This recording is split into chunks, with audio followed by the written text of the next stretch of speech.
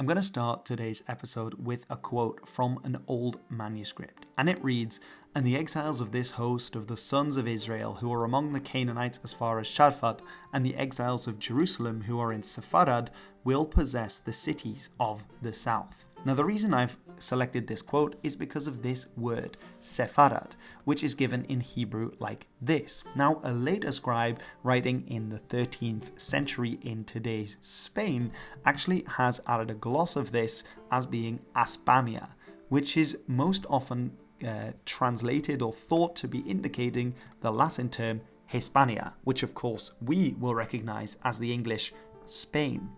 What is certain is that by the Roman period and following the collapse of the Roman Empire, there were already Jews living in Spain.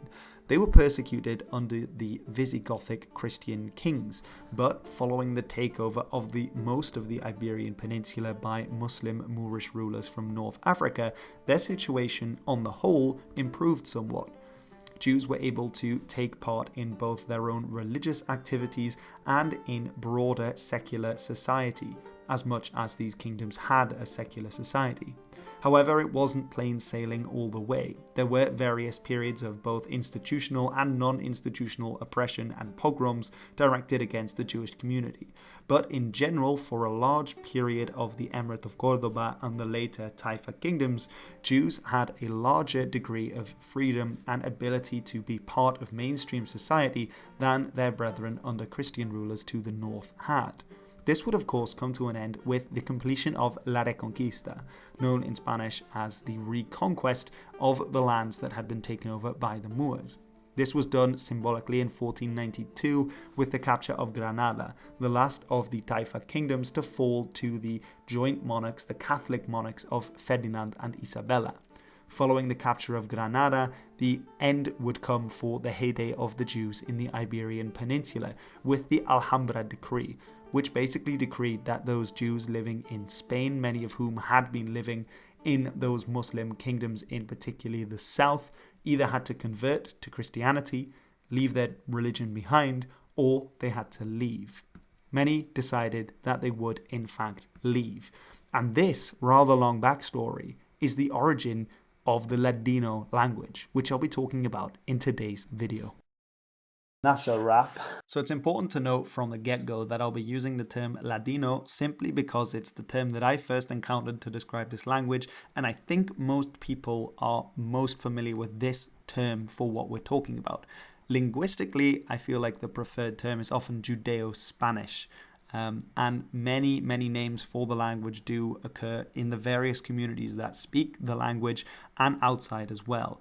The name within Ladino itself is often Djudio, which again refers back to Jews, this being a Jewish language, and elsewhere it's simply referred to as Español, which of course is also Spanish for Spanish, although written in the Ladino way. So it's rather confusing, but to try and avoid all confusion, I'm going to refer to it simply as Ladino in this language. That's not Latin, although it shares the same etymology, but let's move forward with it like that. So this is the backstory to Ladino, but what makes it its own language? What's interesting about it? We know where it came from, but where did it go? How different actually is it to Spanish? Well, let's try and answer some of these questions, beginning with what exactly is Ladino. Now, as we can probably tell, because it came from Spain, it's quite closely related to the Spanish language. It's not a form of Hebrew. It has got some influence from Hebrew, but about 60% of the vocabulary comes straight from Spanish. However, this isn't a dialect of Spanish. The reason being that this isn't from modern Spanish, but of course the Spanish that was spoken up until the 15th century when the Jews of Spain were expelled. And so that is what creates the mixture for the Ladino language. So we have older Spanish forms appearing rather than modern Spanish forms. And there are some important differences between modern Spanish and the Spanish spoken at the end of the 15th century. Furthermore, the Jews were mostly living in the south of Spain. So we tend to see some similarities with southern Spanish dialects as opposed to more northern Spanish dialects. So very quickly, and not to get too bogged down in the linguistics, Ladino has yeísmo. So this is in Spanish where you have a double L sound, which today is pronounced mostly like ella. However, in many southern dialects in parts of South America, and indeed in Ladino, it's pronounced like a j. So instead of ella, you get ella. They also have ceseo, which basically means that instead of having a th sounds in words like hacer, you instead have hacer with a s sound. Note this is also found in most of South America rather than the northern Spanish th sound. In Spanish, the ch has two values in Ladino, like a j rather than being ch. So in the word Judeo in Spanish becomes Judeo in Ladino. And finally, the Spanish b and v, when written down, are pronounced in the same way, either a b or a v. However, there are two distinct phonemes in Ladino. That's why it's actually written that way in Spanish with two different sounds, but these have merged over time. Whereas in Ladino, we have a much more clear distinction between when something is a b and when something is a v, just as we have in English. Here we have a small sample text. Both are written in Ladino, but both are written in a different script. The top script being the Hebrew script, but the bottom script being the Latin script that we're more aware of. And just as a few examples, you can see a few interesting things. So this may look very similar to Spanish at first glance, but if you look a little bit further, you may see some things that don't quite look as Spanish. One of these is that which we discussed earlier on, with this D in front of the J, because this shows us that this word is pronounced as Judeo, rather than the Spanish Judeo. We'll look at a few more examples in just a second, but important also for the history of Ladino is that it wasn't just the older form of Spanish that influenced the Judeo language or the Ladino language, but rather also various other languages that were, and to an extent still are, spoken in the Iberian Peninsula today, like I talked about in this video. So here we see that there are many different languages that were being spoken, not least Arabic or Mozarabic in the south, but also various other Romance and also Basque, these languages being spoken in the north, all of which have had some kind of impact on the Ladino language, as we can see. So here we have a comparison of, at the top we have the Ladino language and below we have Spanish. So we can see a few things, of course, in the practices of writing things down that we have. For example, in the way that Spanish uses the tilde accent on the N in Espanol, whereas in Ladino we have a lot more things being spelled more phonetically. We also have K's appearing in Ladino where we always get a C in Spanish. You may also note at the end of the top line that where in Spanish you get Sefardies, which is the plural for Sephardic Jews, we actually have the Hebrew ending Sephardim. That im ending is a plural ending from Hebrew that we also find in Yiddish, for example. And there are several other things like this. But what I really wanted to highlight with this slide was the difference in this verb. Now in Spanish we get hablada, whereas in Ladino we get favlada. Now you may know that this is a very important distinction between Spanish and most of the other languages in the Iberian Peninsula. This is a sound change that has occurred, with Spanish having initially a H, which is now mostly dropped at the start of words. So you get hablada rather than hablada. But we can see in various other languages on the peninsula, so in Portuguese and Catalan, we also find some similar sounds, like in the word for daughter, which is filla in Ladino, hija in Spanish. Note also the different pronunciation of the J's there. We get the same in the initial favla rather than habla.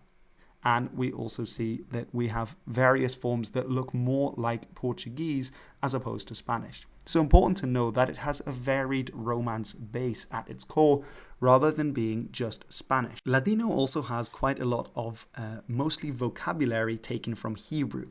Now we did already see that plural ending im being used, and there are some features that may also have come through from Aramaic, which was also an important early language for the Jews in the Roman period that may have made its way through Hebrew back into the Ladino language. This is a list of some of the Hebrew vocabulary that has made its way into Ladino.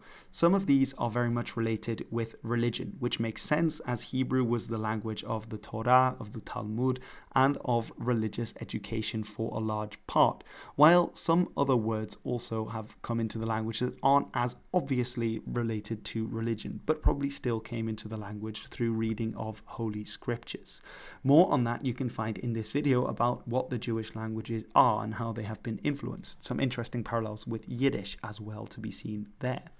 Now, while the religious language of the Jews in terms of what they were reading was Hebrew, it wasn't the spoken language. So most Jews in Spain in the Middle Ages would have spoken Mozarabic or Arabic, and this was the prestige language within the Muslim kingdoms in Spain. However, following La Reconquista, which of course was a centuries-long process, those conquered areas would then switch to speaking Spanish. Of course, Mozarabic was actually Spanish with a lot of Arabic influence, so this process probably already began earlier, and those Jews that had lived there in the Visigothic period were likely already speaking some form of early Spanish too. But that switch from Arabic to Spanish and living so closely with Arabic-speaking people mean that we get a lot of Arabic words appearing in Ladino as well. Now, of course, there are around 4,000 words of Arabic origin in modern Spanish too, because it's had a huge impact on the Spanish language. However, Spanish used to have a lot more Arabic words that it no longer has, because following La Reconquista, the Spanish decided to boot out a lot of the Arabic words and import new words, oftentimes neologisms from Latin, and then making them sound slightly more Spanish to give them new non-Arabic words for concepts that they already had words for that had been derived from Arabic. However, Ladino never did this because the Jews of Spain were kicked out before this process affected their language. So oftentimes they will have words that either existed in archaic Spanish or are only found in Ladino that are borrowed from Arabic.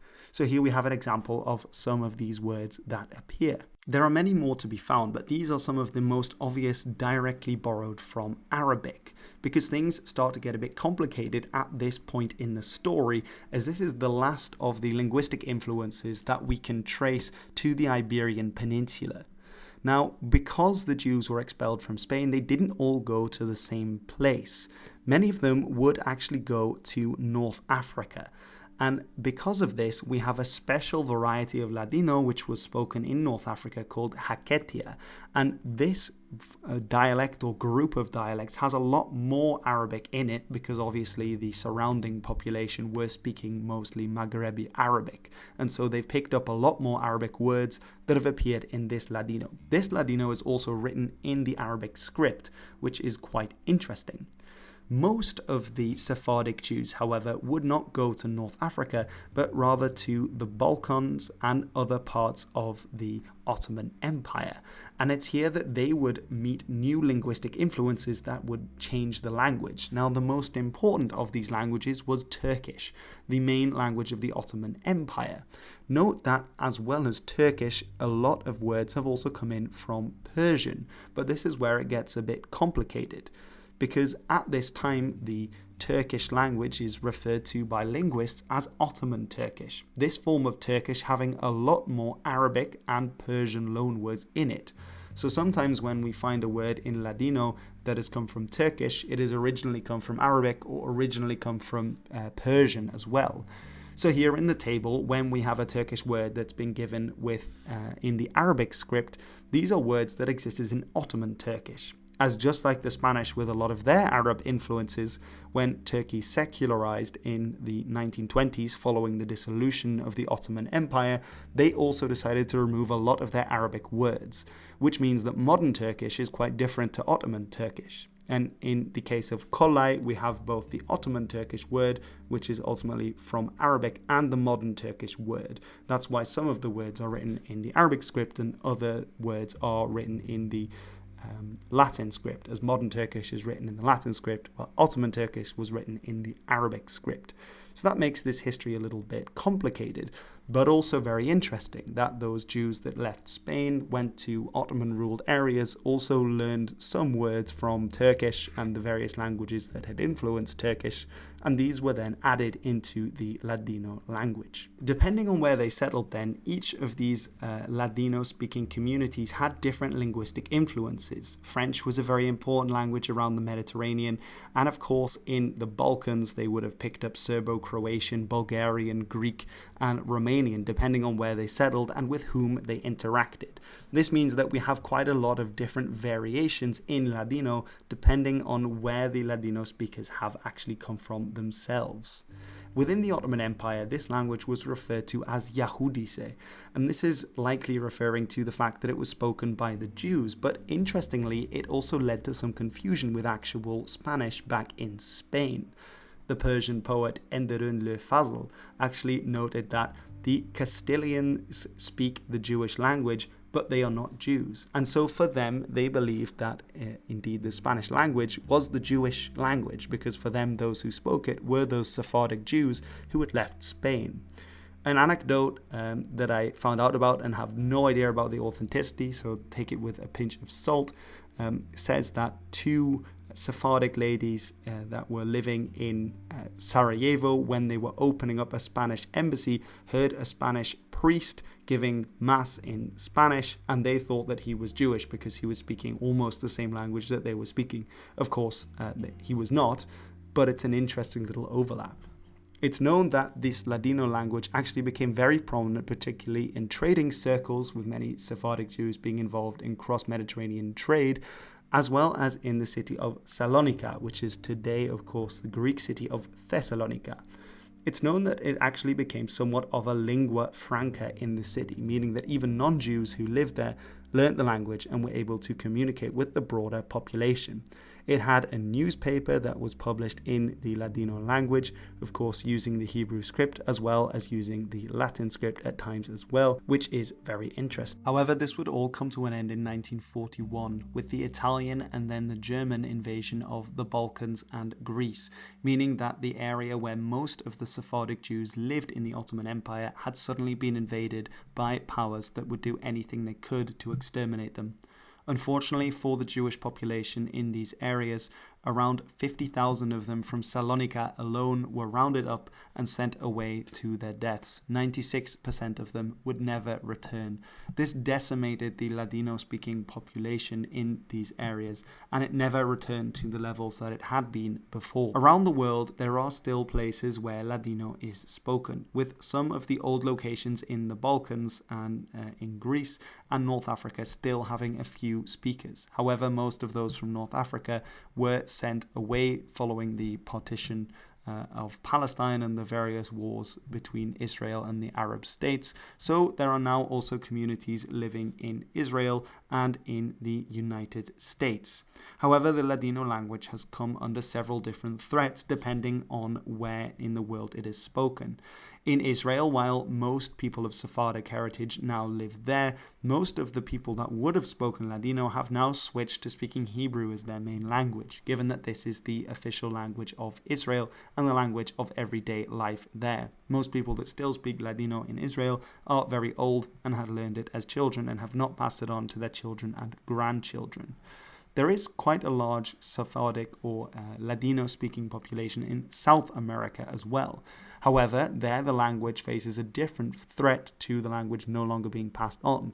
While the language continues because the language outside the home is Spanish, and because they are so close together as languages, it means that a lot of Spanish influence has come into Ladino, to the point where one can argue that the Ladino element of the language has been so watered down that instead they are simply speaking Spanish with a few Ladino words thrown in.